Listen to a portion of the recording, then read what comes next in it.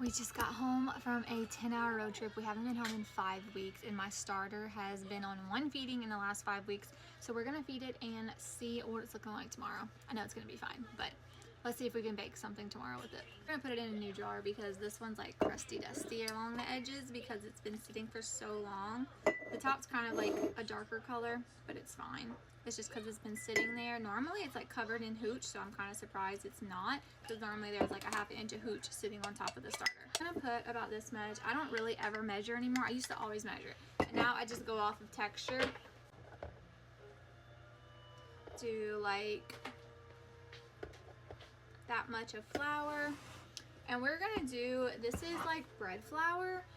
Sometimes it doesn't like my bread flour, and sometimes it just wants the whole wheat. It can be like a picky drama queen sometimes. Pour a little water from my cup. I probably just put too much. Let me mix it up and see. Actually, it might be perfect. I don't like it too watery, but I don't like it too thick either. And then, like, if you're in a time crunch, you can also always add honey. It may not give me the best bake since it's the first feeding in 5 weeks, but we'll see what it's looking like in the morning. And then I may just feed it again and throw like some honey in it to like speed it up, and then like bake in the afternoon. I don't know. We'll see.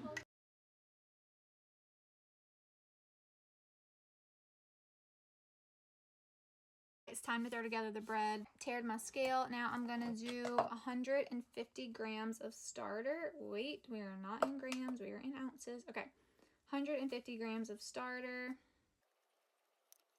151, perfect. I'm gonna do a different bowl for the other ingredients in case my scale wants to be weird and like not give me accurate readings, because it likes to do that sometimes.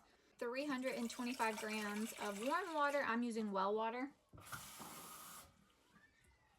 Into my starter bowl, I'm going to throw in the water.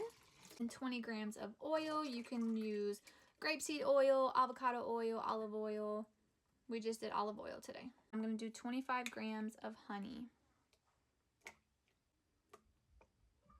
25 grams of honey. All right, now we're just going to mix our mixture until it is like milky. All right, this recipe calls for 500 grams of flour. I'm using patent flour, which is very similar to bread flour. And we need 500 grams. We're at 503. Perfect. Okay.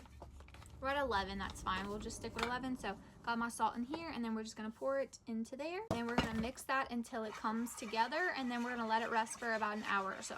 While I'm letting this sit and rest, I'm just going to put my bowl cover over this bowl. That way it keeps some of that warmth in there.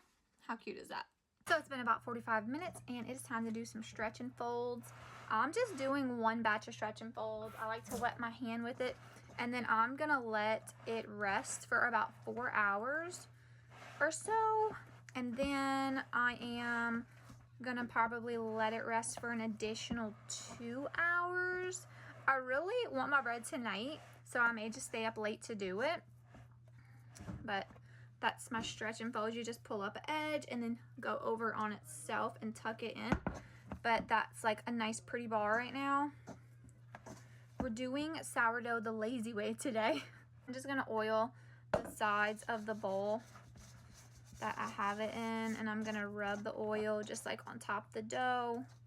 And I'm gonna flip the dough over on itself so that oil is kind of on that bottom. I'm gonna put a little more. All right. And we're gonna let that sit for about 4 hours, I think. The dough sat for about 4 hours today, and then I am going to shape it and then put it in my bread pan. And I'm gonna let it sit for an additional probably like 2 hours, and then I'm gonna bake it. Right now it's almost 8 o'clock at night. So I'm gonna be baking this at like 10 o'clock at night. But this is the dough. It's really jiggly and airy. So I don't think it's gonna be too bad of a loaf. I am rushing it, but I think it's gonna be good. Take it out. And we're gonna shape.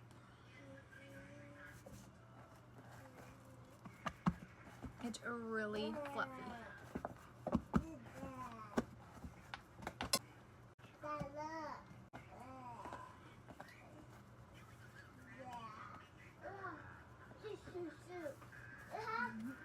It's jiggly.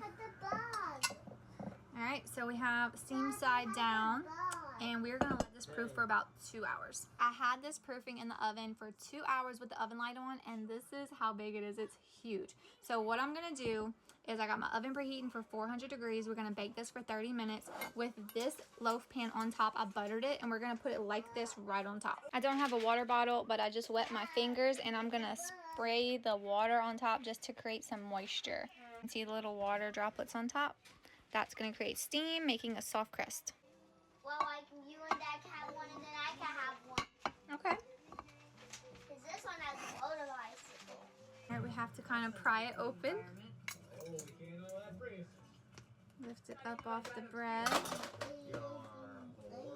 All right, now we are going to put this back in there for 15 minutes at 375. It's looking great.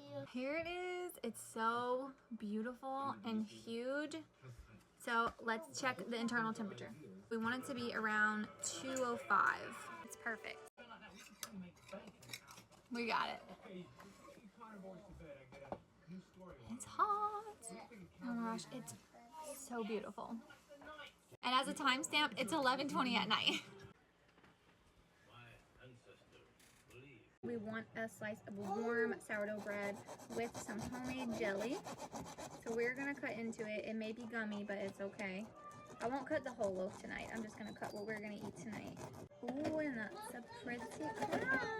This is what it looks like. This is what the inside looks like.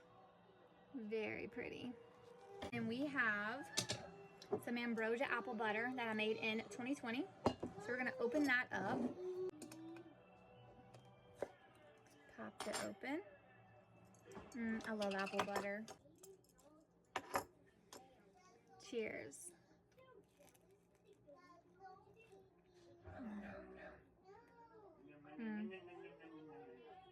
I haven't made sourdough in months, and this loaf is probably like one of the best loaves I've ever made.